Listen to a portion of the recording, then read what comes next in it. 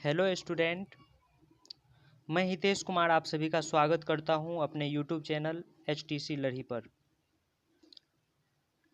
आइए आज हम लोग 9th क्लास के बायोलॉजी में कोशिका पार्ट 2 पढ़ने वाले हैं। इससे पहले पार्ट 1 आप लोगों को पढ़ा दिया गया। यदि आप लोग पार्ट 1 नहीं देखे हैं तो मेरे चैनल पर जाकर सबसे पहले आप लोग कोशिका का पार्ट 1 देख लें, ताकि आपको इस वीडियो में आज हम लोग जो भी पढ़ने वाले हैं वो अच्छी तरह से समझ में आ जाए। तो दोस्तों, आज हम लोग बायोलॉजी के इस सेशन में कोशिकांग के बारे में पढ़ने वाले हैं। कोशिकांग को अंग्रेजी में सेल ऑर्गेनल्स बोलते हैं। Cell organelles. तो इस सेल ऑर्गेनल्स के बारे में आज हम लोग जानेंगे। ये सेल ऑर्गेनल्स क्या होता है दोस्तों? तो ये हमारी जो एक कोशिका है और कोशिका के अंदर ये सारी रचनाएं सेल ऑर्गेनल्स कहलाती है, अर्थात कोशिकांग कहलाती है हिंदी में। अब कोशिकांग जैसे कि आप लोग सुने होंगे कि इसमें एक द्रव्य भरा होता है जिसे हम लोग साइटोप्लाज्म बोलते हैं। साइटोप्लाज्म अर्थात कोशिका द्रव्य। और ये जितने भी कोशिकांग हैं एक झिल्ली में इस तरह से इस झिल्ली के अंदर रहती है। इस झिल्ली को हम लोग सेल मेम्ब्रेन अर्थात कोशिका झिल्ली या प्लाज्मा झिल्ली कहते हैं। दोस्तों, आप लोगों को ये एक रचना दिखाई दे रही है, ये रचना माइटोकॉन्ड्रिया कहलाती है। यहाँ पे केंद्र में एक रचना दिखाई दे रही है, ये रचना न्यूक्लियस है और न्यूक्लियस के अंदर ही DNA भी होता है, RNA भी होता है। हम लोग ऐसा कह सकते हैं कि गुणसूत्र इसी केंद्रक के अंदर पाए जाते हैं। दोस्तों, यदि हम आगे बात करें तो आपको इस केंद्रक से सटे हुए एक रचना ये जो दिख रही है, ये रचना आपकी एंडोप्लाज्मिक रेटिकुलम कहलाती है। हिंदी में इसे अंतःप्रद्रव्यी जालिका बोलते हैं। यहाँ पे ये लाइसोसोम है और इसमें छोटे छोटे दाने के आकार का एक रचना पाई जाती है जो कि कोशिका का सबसे छोटा स्मॉलेस्ट ऑर्गेनल्स है, और वो है आपका राइबोसोम, जो कि प्रोटीन निर्माण का काम करता है। आपको आगे बताएंगे। ये जो रचना आपको दिखाई दे रही है इसे हम लोग गोल्जी बॉडी हिंदी में कहते हैं, अंग्रेजी में गोल्जी एपरेटस। ये रचना आपको बता ही दिए माइटोकॉन्ड्रिया है।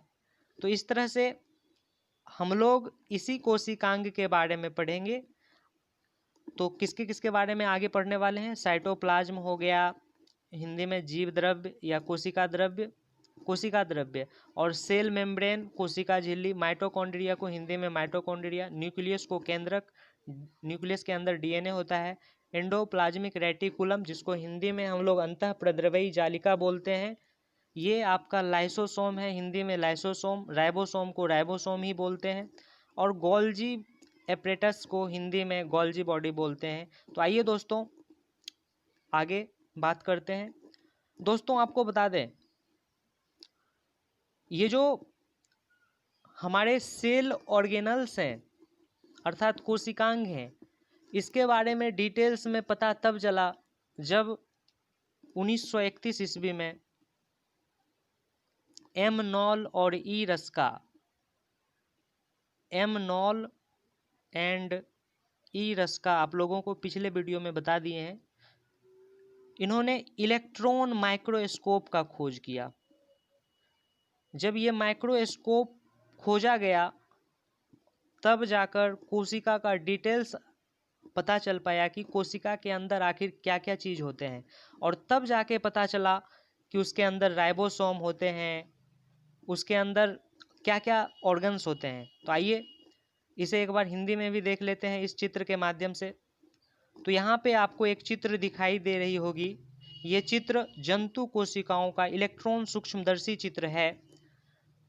तो देखिए ये चारों ओर एक इस तरह से झिल्ली से घिरी हुई है। ये झिल्ली हमारी कहलाती है कोशिका झिल्ली, और इसी झिल्ली के अंदर हमारे सारे कोशिकांग उपस्थित रहते हैं।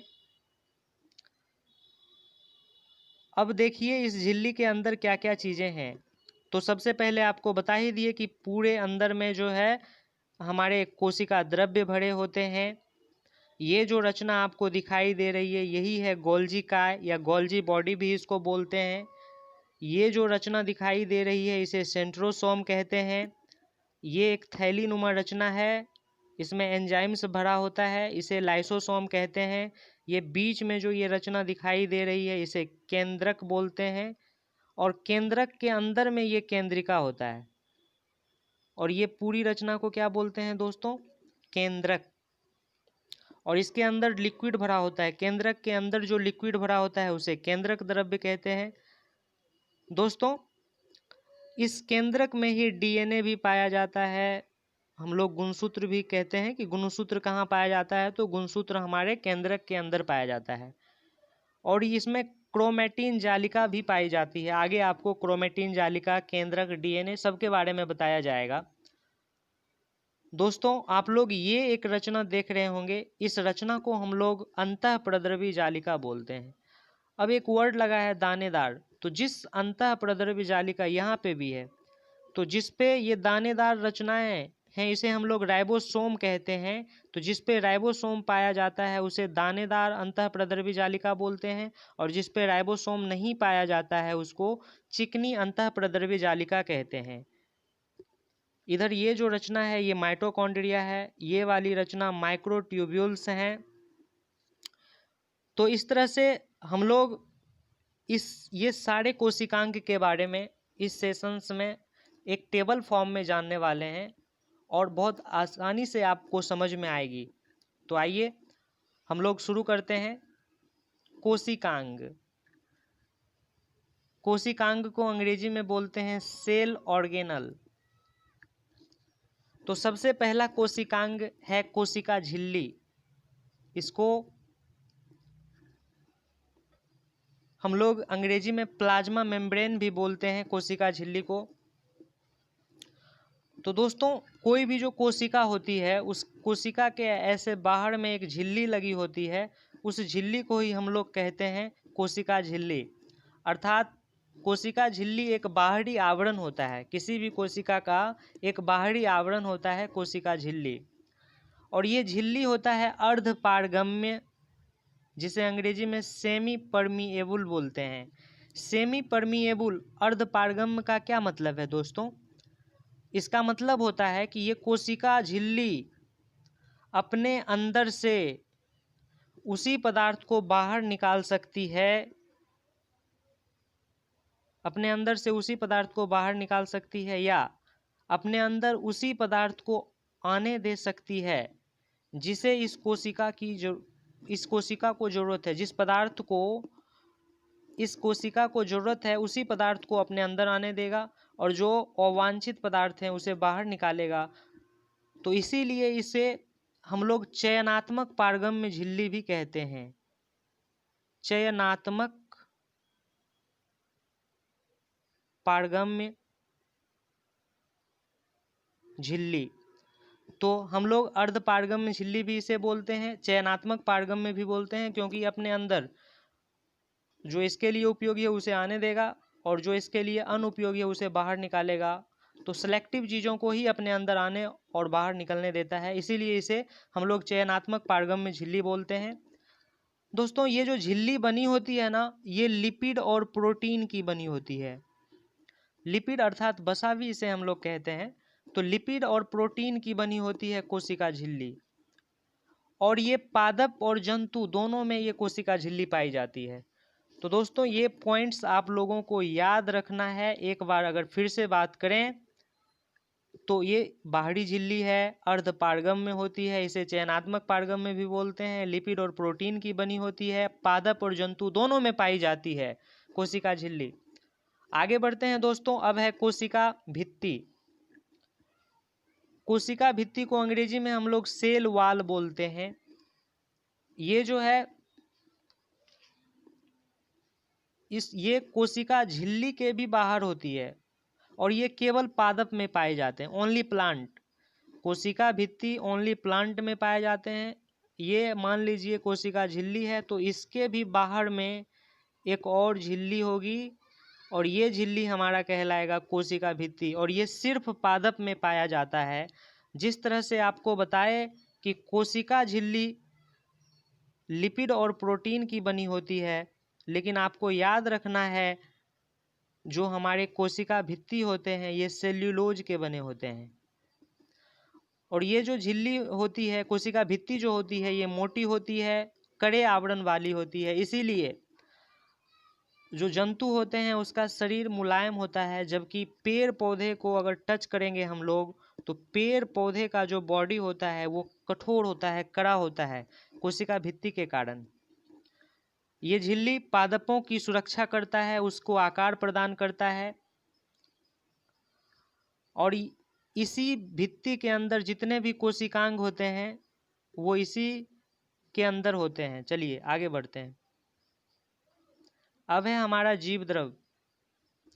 जीव द्रव को प्रोटोप्लाज्म कहते हैं दोस्तों। इसकी खोज डुजार्डिन नामक वैज्ञानिक ने किया था। जीव द्रव की खोज डुजार्डिन नामक एक वैज्ञानिक थे, उन्होंने किया था। लेकिन जीव द्रव जो नाम दिया गया इसे, ये पुरकिंजे ने दिया। ये जीव द्रव क्या है दोस्तों? तो जैसे ये झिल्ली है कोशिका का, और कोशिका का झिल्ली है, तो इसके अंदर ये जो जितने भी लिक्विड्स भरे हैं, चाहे वो केंद्रक के अंदर हो या इस झिल्ली के अंदर हो, कोशिका झिल्ली के अंदर, ये सारे लिक्विड्स हमारे क्या कहलाते हैं? जीव द्रव। दोस्तों ये जो जीव द्रव है, इस जीव द्रव का मतलब है कोशिका द्रव तथा केंद्रक द्रव।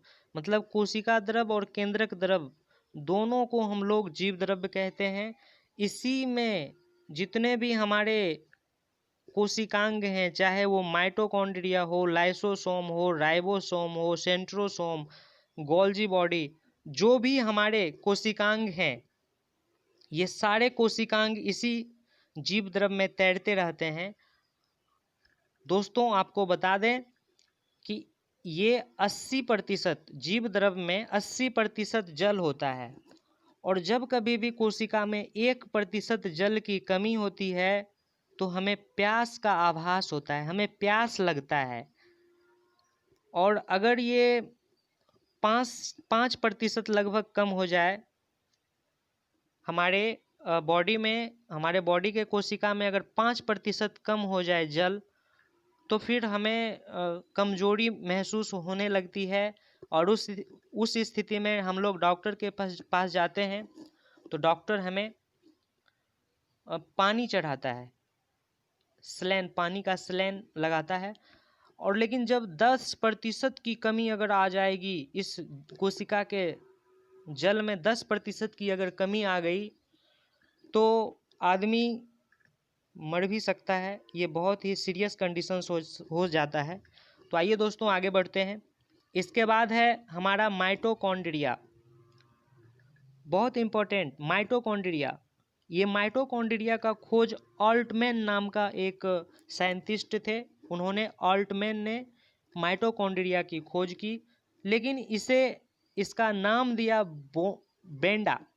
बेंडा नाम के एक वैज्ञानिक ने इसका नामकरण किया, जबकि खोज किए थे ऑल्टमैन ने। दोस्तों ये हमारे कोशिका के अंदर सबसे इम्पोर्टेंट पार्ट्स होता है, क्योंकि यहीं पर श्वसन की क्रिया होती है, ऑक्सीशोषण की क्रिया यहीं पर होती है, और क्रेब्स चक्र चलता है, जिससे कि 38 एटीपी ऊर्जा का निर्माण होता है। माइटोकॉन्ड्रिया जो है ऊर्जा का निर्माण करता है दोस्तों, इसीलिए इसे पावर हाउस ऑफ सेल अर्थात ऊर्जा गृह हम लोग कहते हैं, ऊर्जा गृह। तो सवाल भी आता है, कई बार एग्जाम्स में पूछा गया है, पावर हाउस ऑफ सेल किसे कहते हैं? तो आंसर माइटोकॉन्ड्रिया होगा। दोस्तों माइटोकॉन्ड्रिया जो होता है उसके अंदर में एक इस तरह की रचना पाई जाती है, आंतरिक दीवार में इस तरह की जो रचना पाई जाती है, इसे हम लोग क्रिस्टी बोलते हैं।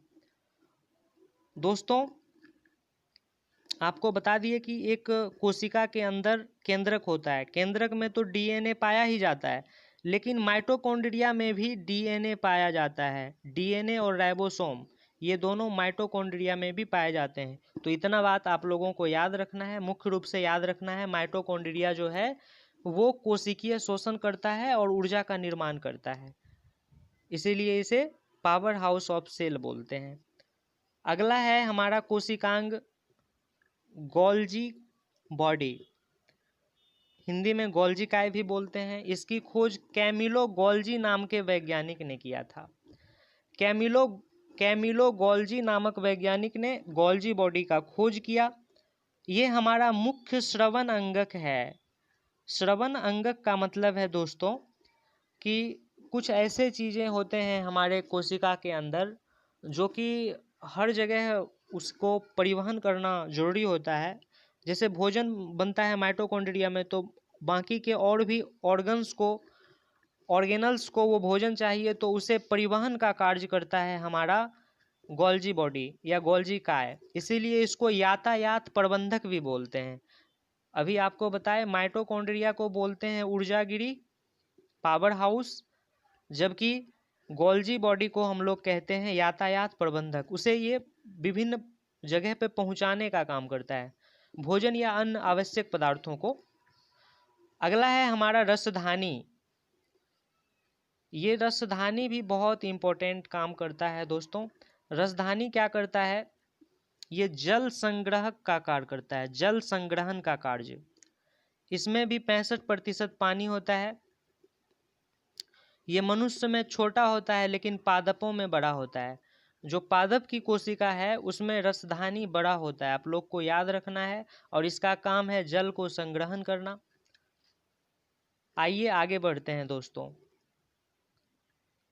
अब है तारककाय। हिंदी में तो तारककाय बोलते हैं और इसी का अंग्रेजी नाम है सेंट्रोसोम, और इसके खोजकर्ता बोवेरी नाम के एक वैज्ञानिक थे।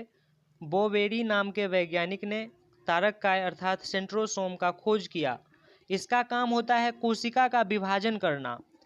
कोशिका जब विभाजित होती है, मतलब एक कोशिका है, इससे अगर नए कोशिका बनते हैं तो उस समय हमारे तारककाय अर्थात सेंट्रोसोम मदद करती है। साथ ही साथ आप लोगों को पता होगा एक पैरामीशियम नाम का एक कोशिकीय जीव होता है जिसके शरीर के ऊपर बाल जैसी रचना होती है। इस बाल जैसे रचना को हम लोग सीलिया बोलते हैं।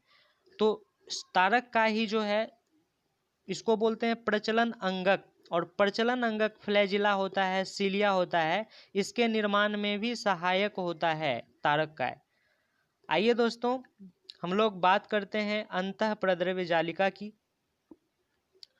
अंतःप्रद्रव्य जालिका को हम लोग अंग्रेजी में बोलते हैं इंडोप्लाज्मिक रेटिकुलम। इंडोप्लाज्मिक रेटिकुलम ये सबसे पहले कोशिका को यांत्रिक सहायता प्रदान करता है, इसीलिए इसे कोशिका का कंकाल कहते हैं। कोशिका के जिस तरह से हमारे शरीर के अंदर अस्थियां होती है, कंकाल होती है, तो ये कोशिका का जो कंकाल है वो अंतःप्रद्रव्य जालिका ही है। ये दो प्रकार के होते हैं, एक को बोलते हैं चिकनी अंतःप्रद्रव्य जालिका और एक को बोलते हैं खुरदरी अंतःप्रद्रव्य जालिका।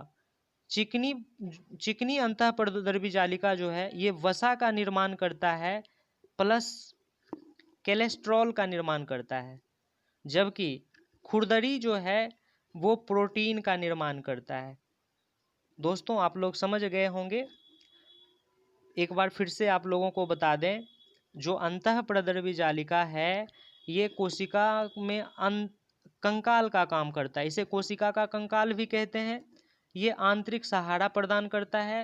अंतःप्रद्रव्य जालिका दो प्रकार के होते हैं, एक चिकनी और एक खुरदरी। खुरदरी पे रहता है राइबोसोम, और राइबोसोम का काम होता है प्रोटीन का निर्माण करना, और जो चिकनी होता है वो हमारे वसा प्लस कोलेस्ट्रॉल का संश्लेषण करता है। तो वसा और कोलेस्ट्रॉल का संश्लेषण चिकनी अंतःप्रद्रव्य जालिका करता है। आगे बढ़ते हैं दोस्तों। अब है राइबोसोम। राइबोसोम अंग्रेजी नाम भी राइबोसोम है। इसके खोजकर्ता पेलाडे नाम के एक वैज्ञानिक थे, और राइबोसोम का काम होता है प्रोटीन का संश्लेषण करना। संश्लेषण मतलब बनाना, तो प्रोटीन बनाने का काम करता है हमारा राइबोसोम, इसीलिए इसे प्रोटीन फैक्ट्री भी बोलते हैं। और ये राइबोसोम दो तरह के होते हैं, आगे हम आपको बताएंगे कि कोशिका दो प्रकार के होते हैं, एक यूकैरियोटिक एक प्रोकैरियोटिक।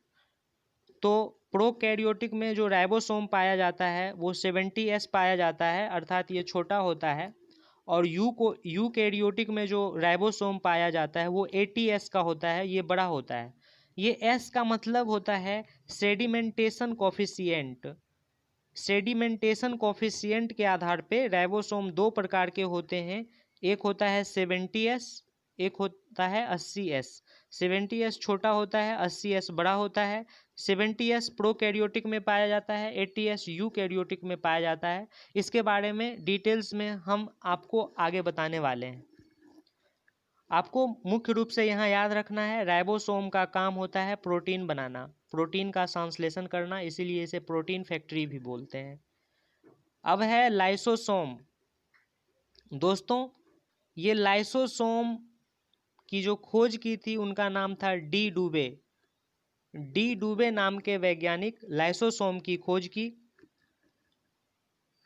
लाइसोसोम जो है सूक्ष्म गोल और इकहरी झिल्ली वाली एक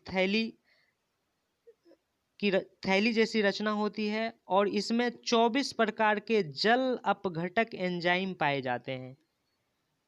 इस थैली में 24 प्रकार के जल अपघटक एंजाइम्स पाए जाते हैं और इसका काम होता है बाहरी पदार्थों का भक्षण करना। और साथ ही साथ दोस्तों, लाइसोसोम क्या करता है, यदि कोई कोशिकांग काम नहीं करता है तो ये उसका भी भक्षण करता है। साथ ही साथ यदि पूरी कोशिका किसी तरह से काम करना बंद कर देती है तो ये लाइसोसोम की जो थैली है ये थैली फट जाती है और ये जल अपघटक एंजाइम पूरे कोशिका में फैल जाते हैं और पूरा कोशिका नष्ट हो जाता है। इसीलिए लाइसोसोम को हम लोग आत्महत्या की थैली या सुसाइड बैग भी कहते हैं। सुसाइड बैग या आत्महत्या की थैली, क्योंकि इसमें क्षमता होता है कि पूरे कोशिका को ये नष्ट कर सकता है। अब है केंद्रक। केंद्रक एक महत्वपूर्ण रचना है जो कोशिका के बीचों बीच एक रचना पाई जाती है, न्यूक्लियस इसे अंग्रेजी में बोलते हैं। इसके खोजकर्ता थे रॉबर्ट ब्राउन। रॉबर्ट ब्राउन ने इस केंद्रक का खोज किया। ये जो है एक केंद्रक झिल्ली से घिरा होता है। केंद्रक जो है एक केंद्रक झिल्ली से घिरा होता है और ये जितने भी लाइसोसोम हो गए, माइटोकॉन्ड्रिया, राइबोसोम एवं जितने भी कोशिकांग हैं सभी कोशिकांग पे कंट्रोल करता है। जिस तरह से हमारा जो बॉडी होता है उस बॉडी यहाँ पे हमारा मस्तिष्क होता है, माइंड होता है, वो माइंड हमारे पूरे शरीर को कंट्रोल जिस तरह से करता है उसी तरह से कोशिकांग जितना भी होता है उस कोशिकांग पर इस न्यूक्लियस अर्थात केंद्रक का कंट्रोल होता है। इसीलिए केंद्रक को ब्रेन ऑफ सेल भी कहते हैं। इस केंद्रक के अंदर ही क्रोमोसोम होता है, डीएनए होता है, आरएनए होता है और प्रोटीन होता है 80%। तो इस सब के बारे में भी आप लोगों को आगे डिटेल्स में बताया जाएगा। आइए अगले कोशिकांग की बात करते हैं। अगला कोशिकांग है लवक, जिसको अंग्रेजी में प्लेस्टिड बोलते हैं। और ये लवक भी सिर्फ पादप कोशिकाओं में पाया जाता है, सिर्फ पादप कोशिकाओं में पाया जाता है लवक। लवक 3 प्रकार के होते हैं। लवक 3 प्रकार के होते हैं, एक को बोलते हैं हरित लवक, क्लोरोप्लास्ट, अवर्णी लवक, ल्यूकोप्लास्ट, वर्णी लवक, क्रोमोप्लास्ट। दोस्तों, हरित लवक जो है ये पत्तियों में पाया जाता है, क्लोरोफिल, साथ ही साथ मैग्नीशियम भी पाया जाता है।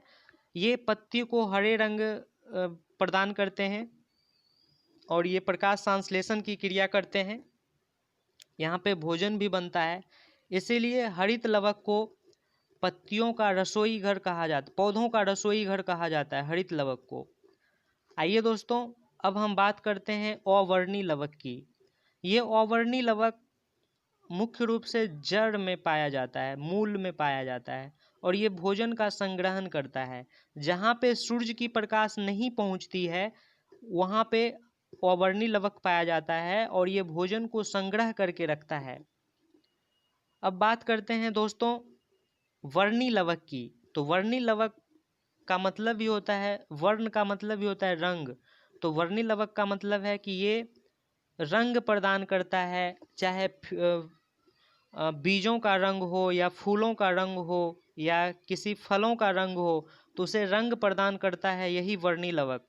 दोस्तों आप लोग सुने होंगे कि गाजर जो है लाल होती है, किसके कारण? कैरोटीन के कारण। चुकंदर में होता है बीटानिन, टमाटर में लाइकोपीन, शैवाल में रोडोप्लास्ट्स, और फूलों का जो पीला रंग होता है वो पीला रंग जेंथोफिल के कारण होता है।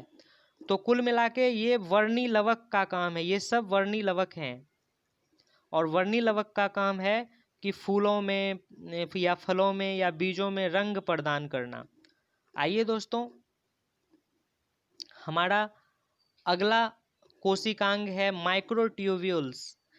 माइक्रोट्यूब्यूल्स जो है ये कोशिका विभाजन के समय स्पिंडल का निर्माण करता है और ये भी सीलिया और फ्लैजिला के निर्माण में मदद करता है। आपको बता दिए एक ये रचना पाई जाती है, इसे आप लोग समझ ही रहे हैं क्या बनाए हैं, पैरामीशियम। और पैरामीशियम के शरीर के चारों ओर रोए जैसी जो रचना होती है वो हमारा सीलिया होता है।